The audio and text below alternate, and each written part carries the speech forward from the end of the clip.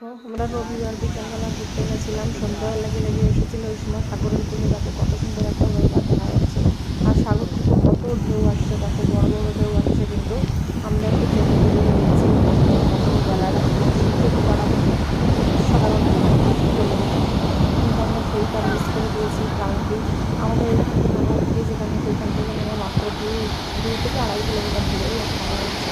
দেখো কত সুন্দর দেখা যাচ্ছে, কিন্তু ওটাকে জোরে জোরে আর তখন মানে অনেক লোক আছে ওইখানে, কিন্তু লোকগুলো সব চলে গেছে। আমরা যেতে দেরি এই করে ফেলে দিয়েছিলাম, ভিতরে তারপরে দেখে তখন লোকগুলো সব চলে গেছে, দেখো তাও অনেক লোক আছে। কোনো কিছু দেখা যায় কিন্তু না, ওখানে শুধু তো জল আর মানে জল। প্রত্যেক সানডে অনেক লোক আছে, ভয় লাগে সানডে না সবদিনই লোক তা যায়, যায় কিন্তু তো, সানডে ভয় তো বেশি করবে। লোক ওঠে। দেখো এখানে 2-1 জন দাঁড়িয়ে আছে, এই সাইডটা লোক বেশি না, কিন্তু ওই সাইডটা ছেলেগুলোরা খেলাধুলা করছে, সাগর নাকি